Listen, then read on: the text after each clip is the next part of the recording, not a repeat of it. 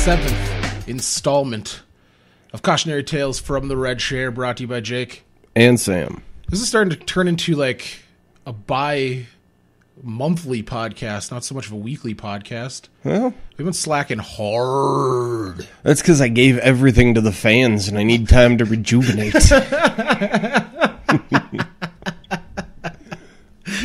Can't just put yourself out willy-nilly like that and not expect to be depleted. That is very, very true. When you give it all you got every week. Yep. Sometimes you need a little respite. Blood, sweat, tears, maybe a little urine. That is disgusting. Well, we get on some pretty good laughing rounds. That is very, very true. So this episode brought to us by Sam Adams Whitewater IPA. Or at least that's the installing beer that we all Yeah, exactly. That'll be the first of the sampling tonight. The Hopology collection. Yes. It is quite hoppy. Yeah. But I recommend it, folks. With 2 enthusiastic thumbs up. From this guy. This guy. And if you're not looking, I'm pointing at myself with my thumbs. Like, this guy. I'm going to end on the Latitude 48. That's my favorite IPA. That is a scrumptious brew. I cannot deny you that, sir. That's what got me into IPAs for the most part. It's delicious. It's deliciousness. And then when I found that one, I was just going, what other beers have I been missing in the IPA category? The local brew, Surly, they make a pretty good IPA. They're Surly Furious. They do. It's very few like big companies make IPAs though. Like if you look at it, Budweiser doesn't make an IPA. Miller, or if you count their like Brewmaster series, they don't even do it there. No, really, it's Miller doesn't have an IPA. Yeah. Basically, like IPAs are now just microbrews and like the big contenders like Sam Adams, because Sam Adams makes like 6 different IPAs. Oh yeah, because they're kind of specializing. They make so many different beers. They make even champagne beer crossovers. So, which is freaking insane. Which it wasn't too bad either, but it was too champagne-y. IPAs going the way, man, of the dinos. Hey, but I think people are bringing it back. We're taking it back. We're taking it back. Just like, Porch Monkey. Just take it back. Oh, good times. So, what happened, I guess, on our hiatus? What was it, last weekend? Hockey Day, Minnesota. Some drinking. Whoop, whoop. Hockey Day was a great day. How did you spend your hockey day? Drinking and watching hockey. Nice. At the comfort of your own home, I would take it. For the most part. Yeah, because you never come with me. I try to talk you in every hockey day. This would have been the hockey day to go to. The weather was primo. The venue was the best. I've been to 5 out of 8 of these hockey days, and I will definitely tell you, Elk River had the best venue because it was in the pit. So, you just had a great vantage point no matter where you were, because it was basically like a amphitheater in the earth, man. The earth. And they actually put up seats like towards the top of the hill where they dug in like railroad ties and then like actually put like bench seating on it and stuff like that. So it was pretty legit. And then it of course snowed the night before, so it was this beautiful, majestic, snow-driven scene. What, a little too flowery? Your vagina's showing. I know. I love hockey. It makes me wet. I probably will never go. Well, if they keep the ticket prices as they did this year, I might not go again. It was $30 fucking a person. Holy shit. Every other year I've went, it's been $8. That's a huge increase. I don't know. $30 to watch high school hockey. Yeah, 3 games. You get to watch 2 high school boys game and a girls game. So 2 games. Yeah. It's not hockey if you can't check and you're not a peewee. Yeah, I've never stayed for the girls game. Ever. Me and Tony never have. Usually the weather is shitty, like last year in Grand Rapids where it was like blizzard conditions, like straight line snow blowing in your face. Yeah, we barely made it through there, the home team's game, and that was probably the best game in, I think, Hockey Day history. It was such a good game, but the elements were just terrible. It'd have been great to watch on TV. Yeah, it was.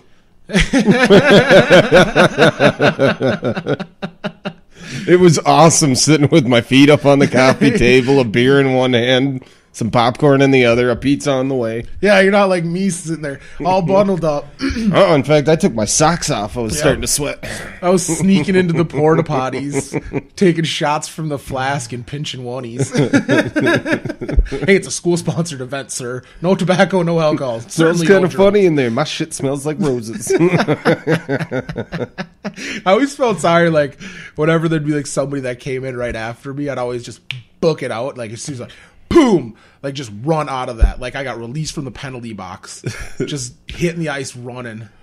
Why does that Tommy Boy reference come to mind of, oh, right, like it was some other really fat guy with a tiny head? But I don't have a tiny head, so it's not applicable.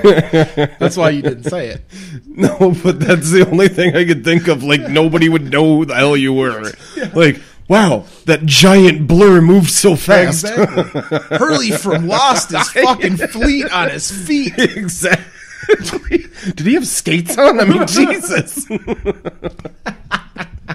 Hey, well, I have been described 3 times by 3 different individuals that have said I look majestic when I skate. I've actually been there for that, because that was the funniest thing. When I heard that, I went, that is not the first word that comes to mind when I see you on skates. It's not majestic, but I got it from your wife. I got it from the girlfriend's old roommate, and then from one of her coworkers. All use the adjective majestic. Oh, the first time I ever saw you on skates, I went, it almost defies the laws of physics. No doubt. You should have seen me at Pleasant View when I was skating on a day where it got a little warm a couple weekends ago, and I'd be skating around like the edge of the skating pond. Got the slush. No, you can just hear the ice cracking, literally. I'm like, oh shit, man. Not too many heavyweights go out of those rinks. No, I'm gonna have to get my blade sharpened at least 5 times a season. You know that way it just gotta just be dulling those sons of bitches. Oh, just the ice that they have, it's so rough it dulls it's it. just so haggard. Yeah. We needed to spring for some indoor skating Some time. indoor ice. A virgin untouched by elements. Yeah, but just beat the shit up by amateur hockey players. Yeah. That's all right. They got a bony. That is one thing I do want to do for sure. Mini bucket list skate on the Herb Brooks National Hockey Center rink. I think that would be sweet. Just because it's named after Herb Brooks. So, like, until this year, didn't care.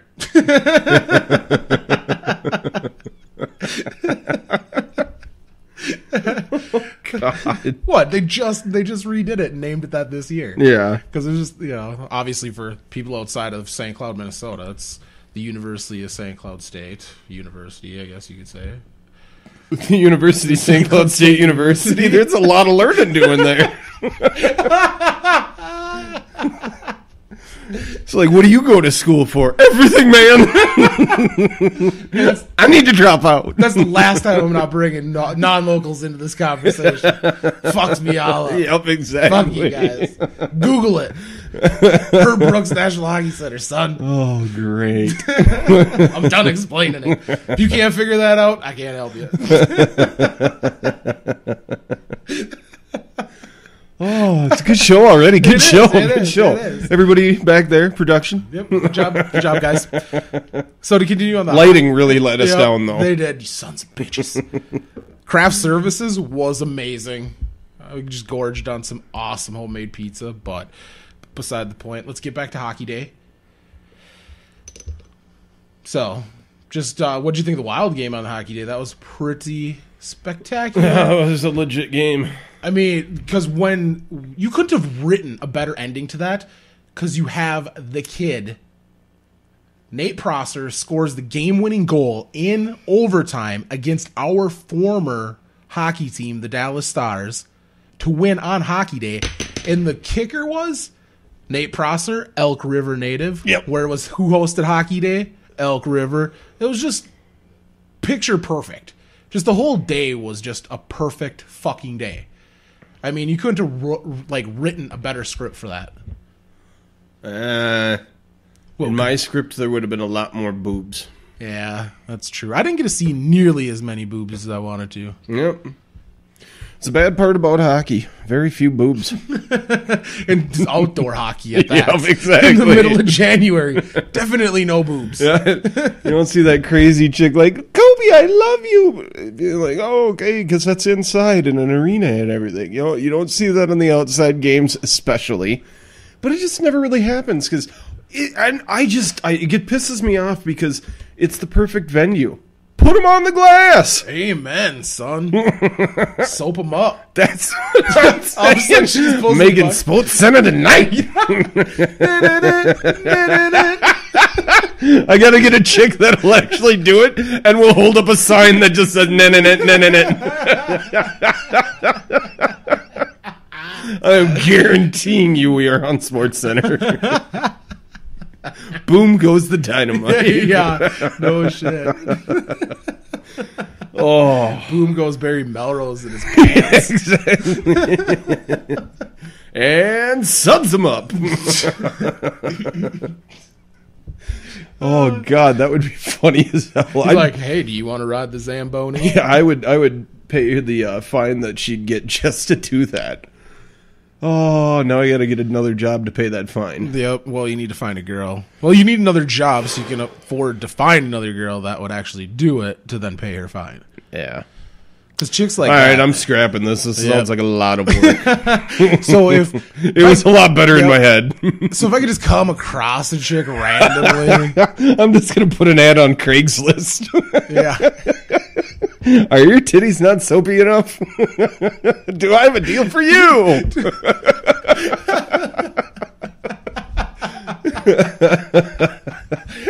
Oh my God. That was like, it reminds me of when we went to the playoff game in 2007. You got propositioned by that chick. Her and her boyfriend, the proposition we'd have a three-way. I still remember you looked at me and you went, dude, that chick just propositioned. Switch chairs with me. I was like, fuck no, I'm not sitting there now. My ticket says this is my chair. Because she was haggard. I just like how you actually tried to throw me under the bus on that one, be like, switch chairs with me. Hey, if you're not switching chairs, you're at least waiting for me until I get done. Gotta go get a beer. Yep. Hey, you're following me to her house then. When I towel off, you can drive me home. Because if you're not moving, I'm doing this. Oh, it could have been a very interesting first time we've ever gone to a playoff game. Yeah, that would have been mighty interesting. I mean, because she just opens the conversation, our whole dialogue of getting to know each other, where she's wearing a tube top. Yep. And she was a hefty girl. Oh, she was top heavy too. Yeah, well, yeah. But she should not have been in a tube top. No, she should have been on a parka. Yeah, and she says to me, she goes, so if my boobs fall out, will you tell me? And I don't know this girl. This is the first thing she's ever said to me. And so I just turned to her and I go, absolutely not. Yep. You'll notice because I'll go quiet. Yep. And my jaw will be like slack, just tongue hanging out a bit. Quick, I need nacho cheese. And then so obviously once I said that, she's like, oh, this guy's good shit. And we just started bullshitting all through the game. And then because we were getting our asses spanked. Well, that was the funny part about our seats, since we actually had the season ticket holder seats that we bought from somebody. Everybody around us knew everybody around us. Yeah. Like the two dudes that were on the other side that were talking with me, both of those guys were just getting so pissed off with each other because they just kept going back and forth about just dumb shit. And they were drinking beer after beer after beer. They're having a dick showing contest of not political, but hockey knowledge. Oh, not even a hockey knowledge one. Like one of them, because they kept going back and forth about how Chris Pronger looks like a pedophile. And so, I will agree without his helmet. Yes. Yeah. Can I back up that guy's position? First time I ever saw him without a helmet, I went windowless van right there. But yeah, they started the whole night with that, and then they just kept going back and forth with what hockey player looked like this guy, looked like this guy. Oh, wow. And then they just started fighting with each other about it. I'm like, well, that guy doesn't look like that. Yeah, he does. No, he doesn't. So it was hilarious because every time they would turn over to me going, which one does he look like? And I'd be like, why does he get boobies over here? Yeah, he gets three-way propositions, and I get a argument. Yeah, and I get the tiebreaker and make him a broken nose. Yeah, because you'll say, I disagree with both of you fucking assholes. You guys are both fucking idiots. He looks like Ewan McGregor. Get over it. Oh, no. Yeah, it was hilarious because that was just a weird... I've been to a lot of different sporting events, but I've never sat directly in the middle of, the season ticket holders like that, especially in the playoffs when all of them are going to be the season ticket holders. Yeah. I've never been to a place because usually you get there and you're like, oh, yeah, I bought these too. I usually don't go to games. So, but in the playoffs, everybody else that had season tickets was there. So that was the weirdest part about it, being the only two people that nobody else knew in that entire section. Exactly. That's probably why. Like when we were walking down, everybody was looking at us like, they don't belong here. Fresh meat. Somebody check their tickets. Yep. What are the proletariats doing in the inner circle? Exactly. Almost like everybody just stopped watching whatever they were watching. All of a sudden, dude, why do we have 2,000 eyes on us right now? The jukebox skips. Yep, exactly. Players stop warming up. And hey, what the fuck? We don't take kindly to folks that don't take kindly. Yeah. One thing that I thought was weird about Hockey Day was Fox Sports North this year basically set up their own hashtag for social media, and then they would there's a special channel that they had set up where it showed the game in kind of a smaller box, and then on a eighth of the screen it had two photos that they would rotate, different photos that people would take of their Hockey Day and hashtag it. In tiny boxes? Yeah, it depends on how big your TV was. So what do you mean your TV was? So this was, they did the picture-in-picture on your TV? Yeah. Oh, okay. Yeah, so then below it they'd just scroll through tweets and stuff like that people, tweeted about Hockey Day and all that kind of stuff.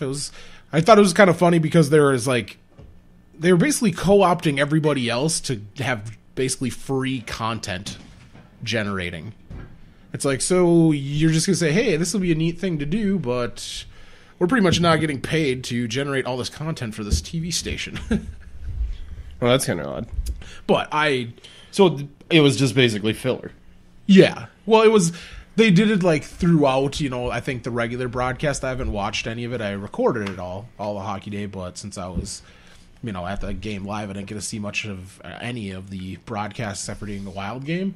And I actually had 3 tweets that popped up, and Tony had a bunch of photos that he took that were displayed on there. It was actually kind of a neat experience, even though we were generating content for them for free, which I felt kind of bastardized about. But beyond that, I just got over that and reveled in just basically the novelty of being a part of this whole event in the state where, you're kind of participating even in the broadcast of it. Well, that would be the funny part is because they'd tell me to do it and I'd be like, I don't know. My phone doesn't do that. My phone doesn't do that. That's my favorite one to say to people because then they're like, well, yeah, it does. Not when I use it. No. I didn't download that app. It doesn't like my fingers. I try to touch that app and it just says, I got a bad Siri. I don't know.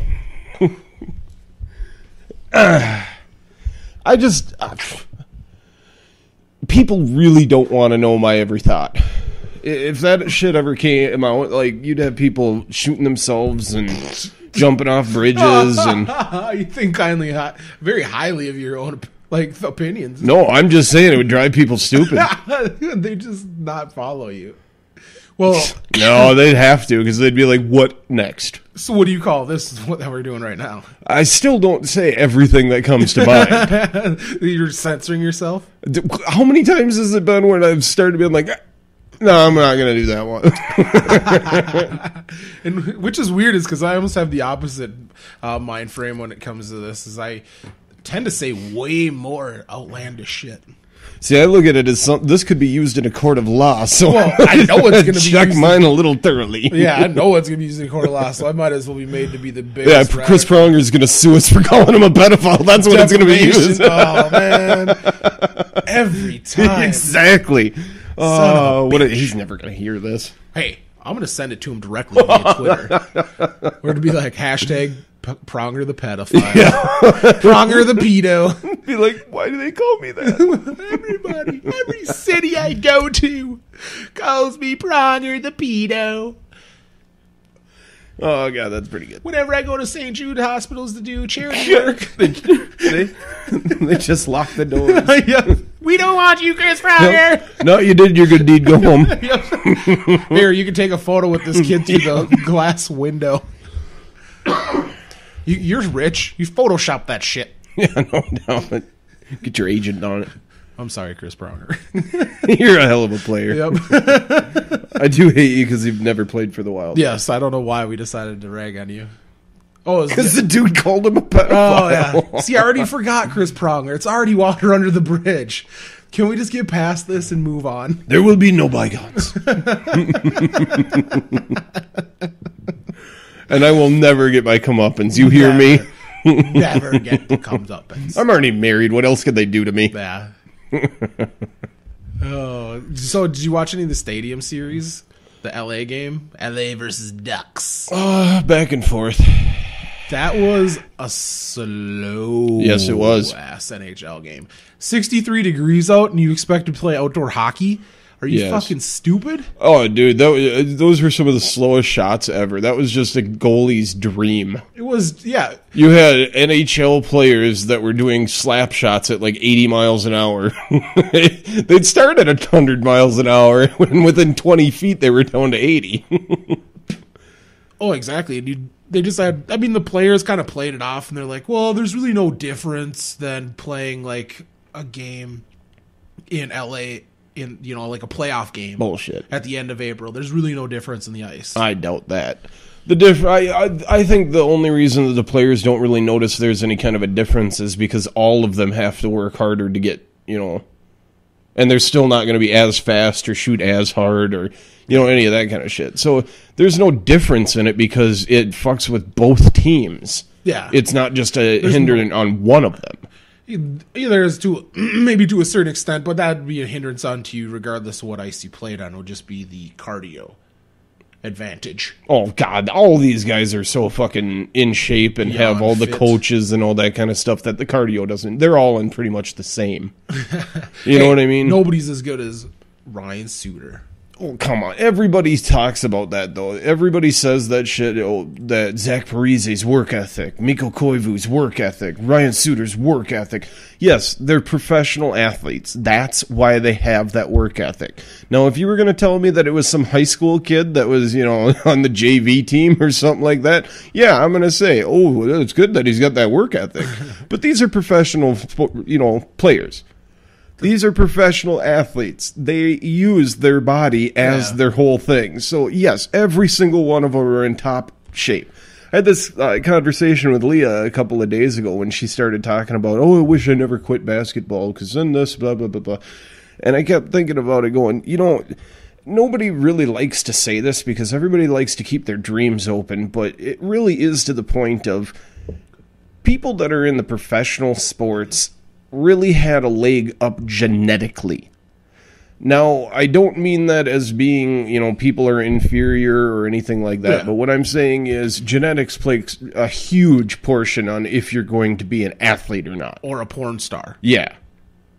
You can't just, train to get a big you can't just be like, been training for 3 years, 13 inches now. It just doesn't work. Exactly. And it's the same way with, and don't get me wrong, decisions are made, good or bad, and you still do have that whole thing of you've got to keep the talent up, you've got to keep in the weight room, you've got to keep doing, all that kind of stuff. Yeah. Don't get it mistaken that all of a sudden they were born and all this, just, you're a basketball player, here, go have it.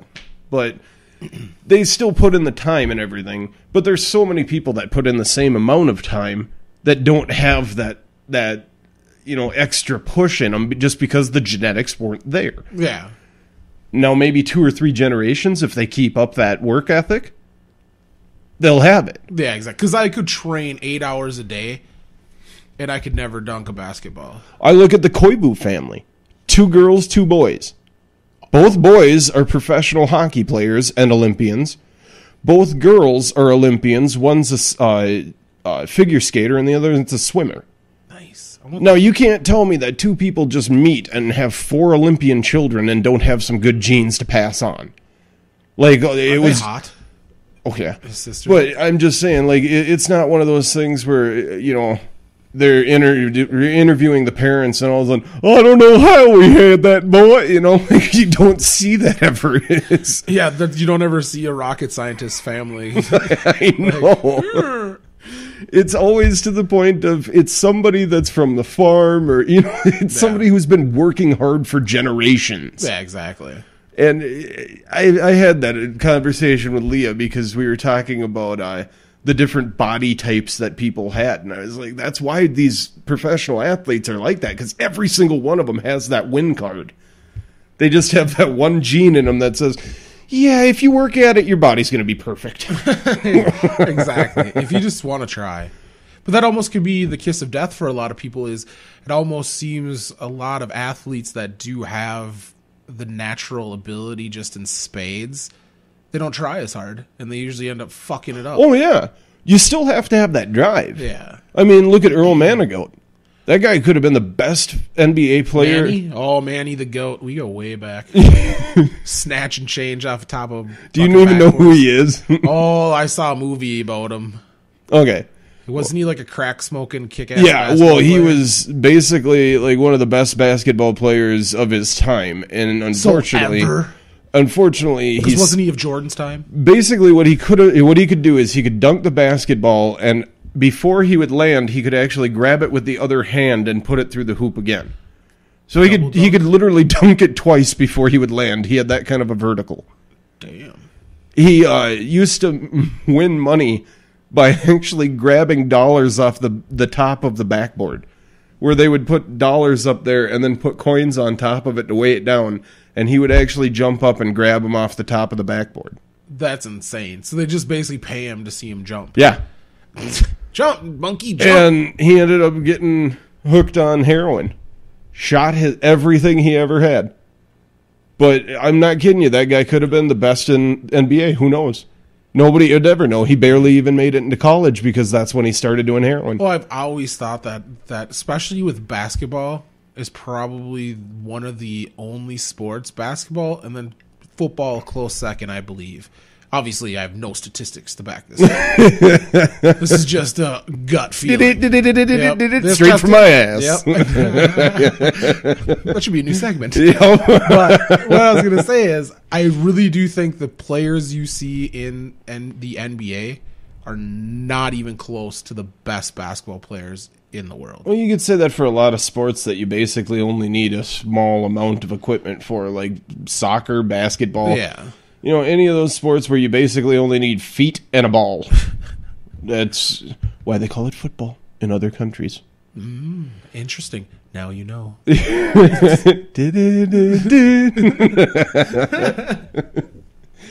it's just... but there's been a lot of people that have had that whatever, that chromosome, that gene, whatever you want to call it, that haven't been able to use it. You still have to make the correct choices, and you still have to be in the position to do it. But I'm just saying, there are very few people that make it to a professional level on work ethic alone. You still have to have that little up in life. Yeah, a little kiss ass. It's like you don't see too many ugly models. It's one of those things where you kind of have to have that gold star from...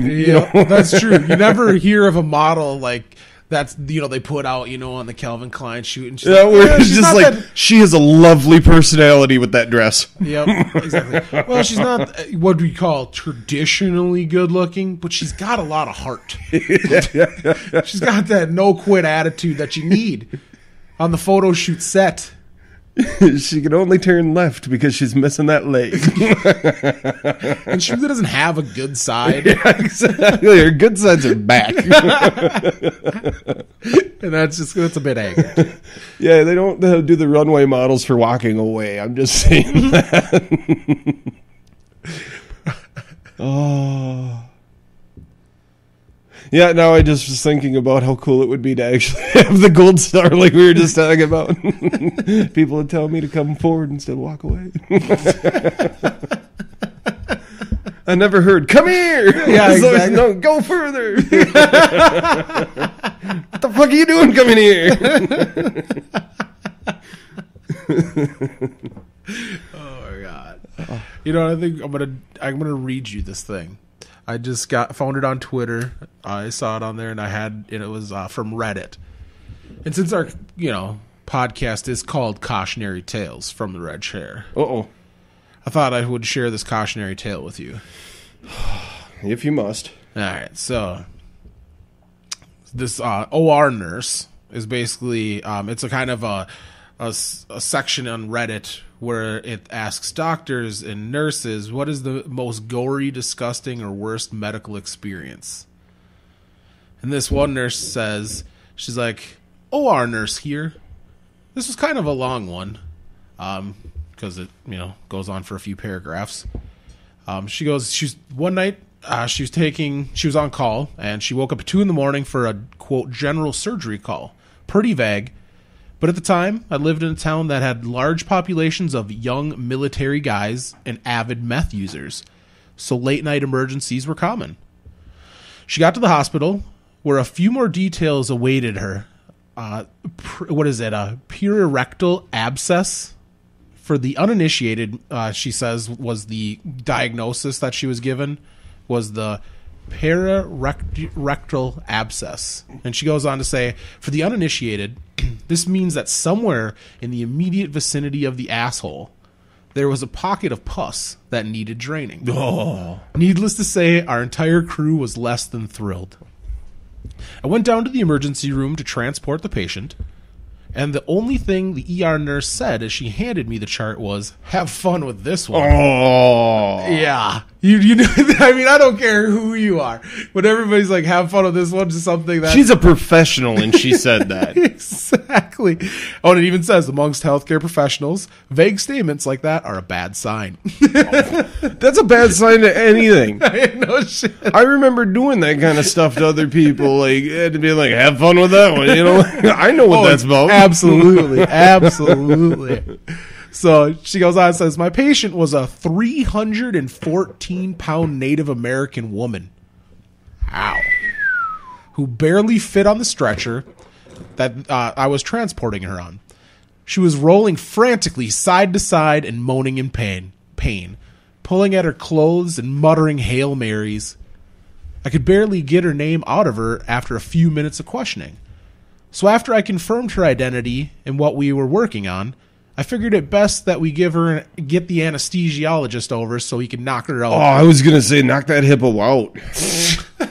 And then she goes on and says, basically, we can knock her out, or hippo in your case, and get this circus started. She calls it a circus.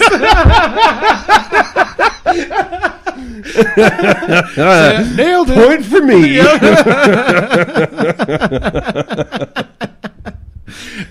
That's great. Okay, so she continued her theatrics the entire 10-minute ride to the OR.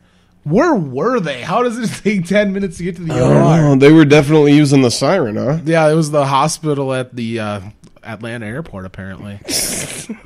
We'll get there when we get... Don't make me turn this ambulance around. Okay, so they get to a 10-minute ride to get to the OR, nearly falling off the surgical table as we're trying to put her under anesthetic. We see patients like this a lot, though. Chronic drug abusers who don't handle pain well and who have used so many drugs that even increased levels of pain medication don't touch simply because high tolerance levels. Sucks that. Yeah, no shit. So that's the problem. Don't do a lot of drugs, then pain medication doesn't work on you when something happens. I don't even take Tylenol. Yeah, I really don't, unless I absolutely have to. And well, she goes on and says, it should be noted, tonight's surgical team was not exactly wet behind the ears. I'd been working in healthcare for several years already, mostly psych and medical settings. I've watched an 88-year-old man tear a 3-inch diameter catheter balloon out of his penis while screaming, "You'll never make me talk!" Wow. I've been attacked by an HIV-positive neo-Nazi. I've seen some shit. I would say she has. Well, who hasn't been attacked by a fucking HIV-positive neo-Nazi? If you haven't, you ain't been. That's like an everyday statement in my neighborhood. That is true. And so the other nurse had been in the OR as a trauma specialist for over 10 years. The surgeon was ex-Army and averaged about 8 words and 2 facial expressions a week. None of us expected what was about to happen next. We got the lady off to sleep. Let me predict this. He punched her in the face. No, put her into and then took the anesthetic himself. Yeah, he probably should. Probably should have. So he got the lady out to sleep, put her in the stirrups, and I began washing off the rectal area. Ooh. It was red and inflamed. A little bit of pus was seeping through, but it was pretty standard. Her chart had noted that she'd been injecting IV drugs through her perineum. So it was, obvious any infection, that she got an infection from dirty needles or bad drugs. But overall, it didn't seem to warrant her repeated cries of, "Oh, Jesus, kill me now." The surgeon steps up with a scalpel, sinks just the tip in. Just the tip. And at that exact moment, the patient had a muscle twitch in her diaphragm, and just like that, all hell broke loose. This is like a water balloon with a pinprick. Yeah, unbeknownst to us, the infection had actually tunneled nearly a foot into her abdomen, creating a vast cavern full of pus, rotten tissue, and fecal matter that had seeped outside of her colon. This godforsaken mixture came rocketing out of the little incision like we were resurrecting the funeral scene from Jane Austen's Mafia. Oh, that's so disgusting. Yeah, drink that beer now. Oh, fuck. A double agent IPL from Sam Adams tastes nothing like that. It's delicious. Shit. That is absolutely disgusting. And so it goes on. We all wear waterproof gowns for that very fucking reason, I bet. Face masks, gloves, hats, the works. And I still threw up twice. Yeah, all of which were as helpful as rain boots against a fire hose. The bed was in the middle of the room, an easy 7 feet from the nearest wall. But by the time we were done, I was still finding bits of rotten flesh pasted against the back wall. As the surgeon continued to advance his blade, the torrent just continued. The patient kept seizing against the ventilator, not uncommon in surgery, and with every muscle contraction, she shot more of the brackish gray-brown fluid out onto the floor until within minutes it was seeping into the other nurse's shoes. Oh. It was nearly 12 feet away. I was nearly 12 feet away, jaw dropped open with my surgical mask, watching the second nurse dry heaving and the surgeon standing up tiptoes to keep his stuff from soaking his socks any further. The smell hit them first. Oh God, I just threw up in my mask.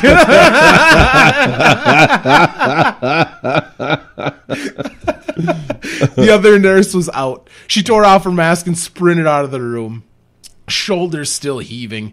Then it hit me, mouth still wide open, not able to believe the volume of fluid this woman's body contained. It was like getting a great big bite of the despair and apathy that permeated this woman's life. Oh my God. I couldn't fucking breathe. My lungs simply refused to pull in any more of this stuff in. The anesthesiologist went... I've had a couple of those. It's just like shits. No, where you just wouldn't breathe it anymore. Like, I gotta move. I'm going outside or something. Oh, I gotta change my diet. Yeah. The anesthesiologist went down next. An ex-CAA or NCAA D1 tailback. His 6'2" frame shaking as he threw open the door to the OR suite in an attempt to get more air, letting me glimpse the second nurse still throwing up in the sinks outside the door. Another geyser of pus splashed across the front of the surgeon. The YouTube clip of David at the dentist keep playing in my head. Is this real life? So she throws in a reference of a fucking YouTube viral video. That is hilarious. Is this my life? Or is this real life? In all operating rooms everywhere in the world, regardless of socialized or privatized, secular or religious, big or small, there is one thing the same. Somewhere, there is a bottle of peppermint concentrate. Everyone in the department knows where it is, everyone knows what it's for, and everyone prays to God they never have to use it. In times like this, we rub it on the inside of our masks to keep the outside smells at bay long enough to finish the procedure and shower off. I sprinted to our central supply, ripping open the drawer where the vial of ambrosia was kept, and was greeted by an empty fucking box. But that is brutal. Yeah, I bitch about a bad day at work. But that's probably the worst day I've ever heard. The bottle had been emptied and not replaced. Somewhere out there was a godless bastard who had used the last of the peppermint oil and not replaced a single fucking drop of it. To this day, if I figure out who it is or who it was, I will kill them with my bare hands, but not before cramming their head up the colon of every last meth user I can find, just so we're even. Ouch. That is some hatred, son. Yeah, it is. I darted back into the room. Change professions. No shit. I darted back into the room with the next big thing I could find. A vial of, what is that, Mastisol? What is Mastisol? A vial of Mastisol, which is an adhesive rub we use sometimes for bandaging. It's not as good as peppermint, but considering that over 1/3 of the floor was now thoroughly coated in what could easily be mistaken for a combination of bovine afterbirth and maple syrup, we were out of options. Oh, way too graphic. Isn't it just although I don't know what bovine afterbirth looks like, so I can picture. I can imagine. I don't know what it does for sure. I don't want to, frankly. No. But shit, son. I started rubbing as much of the never have pancakes the same way. Oh, dude. I gotcha. Oh, that is disgusting. I'm never eating maple syrup on anything. Oh. I just made you almost dry. Yeah, okay. I started rubbing as much of the Mastisol as I could get inside of my mask. Just glad to be smelling anything except whatever slimy demon spawn we just cut out of this woman. The anesthesiologist grabbed the vial next, dousing the front of his mask in it so he could stand next to his machines long enough to make sure this woman didn't die on the table. It wasn't until later that we realized the Mastisol can give you a mild high from huffing it like this. So they're just getting all wasted. It's glue, you said. Yep. What fucking doctors are these? Well, when you've got a goddamn metric ton of bovine afterbirth and maple syrup gushing out of this some chick's asshole. I would fucking quit. Yeah, I would just walk the fuck out. You can mail me my next check. I'm done with this shit. No. She goes, but in retrospect, that's probably what got us through. Exactly. By this time, the smell had permeated out of our OR suite and down the 40-foot hallway to the front desk, where the other nurse still sat, eyes bloodshot and watery, clenching her stomach desperately. Our suite looked like the underwater river of ooze from Ghostbusters 2. Except dirty. Oh, so dirty. Oh, that's so disgusting. Okay, that is my absolute favorite quote out of... I have never heard somebody use a reference to the river of slime before. Oh, except dirty. Oh, so dirty. Oh, that's great. I stepped back into our OR suite, not wanting to leave the surgeon by himself in case he genuinely needed help. It was like one of those overly artistic representations of a zombie apocalypse you see on fan forums. Here's this one guy in blue surgical garb, standing nearly ankle deep in lumps of dead tissue, fecal matter, and several liters of syrupy infection. He was performing surgery in the swamps of Dagobah. Is that Star Wars reference? That's where Yoda lived. Okay, now I get it. Fuck yeah, dude. Dead on. Yeah, the swamps of Dagobah for sure. Except the swamps had just come out of the woman's ass. There was no Yoda. I suppose I kept reading at it. Yoda died in there. Let your hate flow, Luke. Oh, that's nasty shit, man. He and I didn't say a word for the next 10 minutes as he scraped the inside of the abscess until all the dead tissue was out. The front of his... I can't even talk. That's so disgusting. Okay, gotta compose myself. The front of his gown, a gruesome mixture of brown and red. His eyes squinted against the stinging vapors originating directly in front of him. I finished my required paperwork as quickly as I could, helped him stuff the recently vacated opening full of gauze, taped this woman's buttocks closed to hold the dressing for as long as possible, woke her up, and immediately shipped off to the recovery ward. Until then, I had only heard of alcohol showers. Turns out 70% isopropyl, propyl alcohol is about the only thing that can even touch a scent like that once it's soaked into your skin. It takes 4 or 5 bottles to really get it clean, but it's worth it. I bet. It's probably the only scenario I can honestly endorse drinking a little of it too. Just to get it out of here. Oh, God. I would do, but that I wouldn't even need that because I would have a bottle of fucking scotch in the shower with scrubbing. Fetal position, just drinking. And just scrubbing with the shitty alcohol while drinking the good alcohol. Just, in misery. In fucking misery. I'm going to need a grief counselor. Yeah, as we left the locker room. No, I'm talking about after hearing this. As we left the locker room, the surgeon and I looked at each other. And he said the only negative sentence I heard him utter in 2.5 years of working together. That was bad.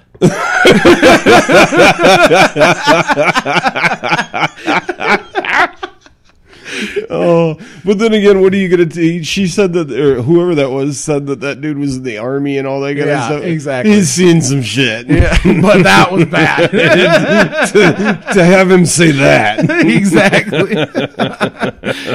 The next morning, the entire department, a fairly large floor within the hospital, still smelled. The housekeepers told me later that it took them nearly an hour to suction up all the fluid and debris left behind. The OR suite itself was closed off and quarantined for 2 more days just to let the smell finally clear out. I laugh now when I hear new recruits to healthcare talk about the worst thing they've seen. You ain't seen shit, kid. Don't shoot IV drugs into your taint. That's the cautionary tale, I guess. Don't shoot IV drugs into your taint. Should have told me yesterday. Yep. I think it should have just ended with... that last part she could have cut out. She should have just said, after the one negative sentence I heard him utter in 2.5 years of working together, that was bad. That was bad. That's awesome. Scene. Yo. Roll fucking credits. Finn. Yep. Based on a true story. Yo. The names have been changed to protect the innocent. And the guilty. Oh, God, that's fucking nasty. Now, that's a cautionary tale. Do not do intravenous drugs in your pooper. It almost doesn't seem worth $130,000 a year to deal with something like that. Yeah, for sure, absolutely not. It for the long hours and the nastiness you got to deal with. I mean, would you say it's like kind of like I would never want to be a plumber for the exact same reason? You know what though?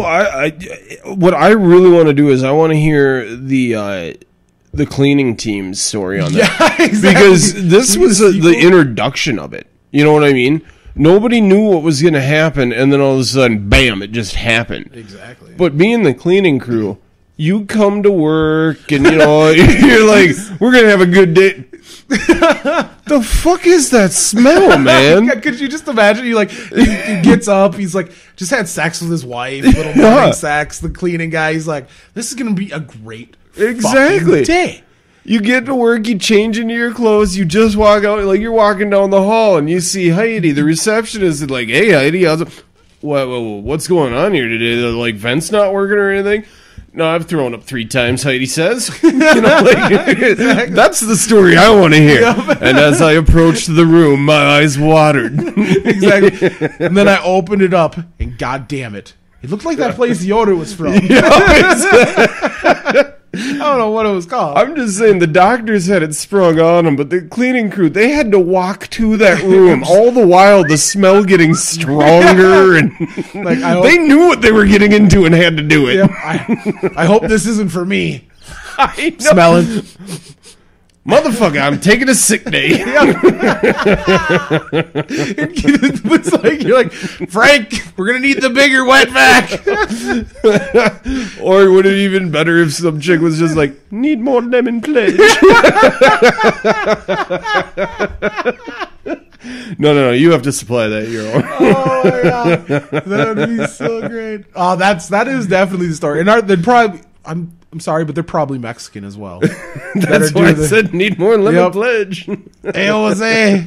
Mr. Nohia. My wet vac is clogged. Yeah. You should go down to Sacred Heart, see if you can borrow theirs. Oh, God. That's the story I want to read. Oh, I think that's the Matt Damon, George Clooney story right there. It's the cleaners. Matt Damon. I like it. It'd be like his fracking movie. The chick they fracked that lady. She lights her ass on fire now. Oh, and I'm pretty sure you could get a couple of writers to make that an hour long.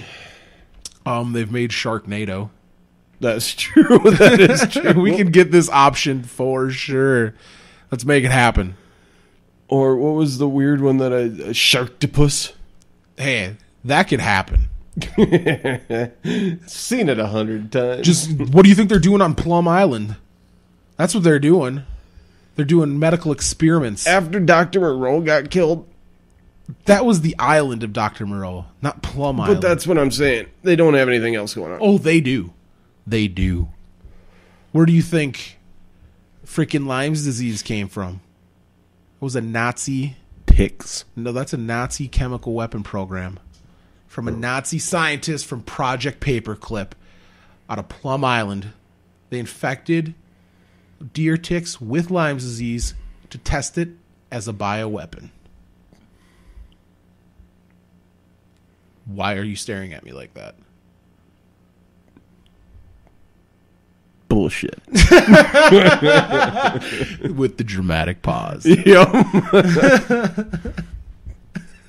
I don't even know where we were going with that. I don't either. I kind of took us way off on this stupid ass tangent. Oh, it was pretty good though. I enjoyed it thoroughly. Okay, that's good to hear.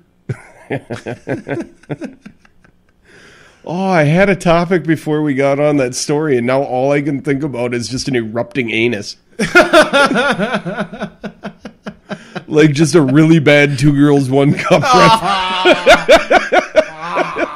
Don't do it. Don't do it. I don't even need a cup. Just sitting there, mouth open, just pinprick. Just like putting your mouth around a fire hose. Just washing in it. That is disgusting. Made you shimmy. Yeah. I think I'm going to fucking throw up. Oh, great. That was terrible. Well, why the hell did you read me that story? Because this is Cautionary Tales from the Red Chair. So, yuck. I'm gonna say that. Now you just issued a challenge. I gotta find the nastiest story I possibly can find to top that. All right, next week. Oh, so stay tuned for that, kiddos. You're gonna love it. We're gonna have a gross off. I'm going to write the story, too. All right. Well, I look forward to it. You better start penning that shit now, right? Well, I might have a ghostwriter. Okay. I'm not sure, though. Make a few calls, see who's available. Stephen King. I was going to say, you can bang that shit out in a night. 5 hours. We're only asking for, like... There's a raven came and picked his eyes out.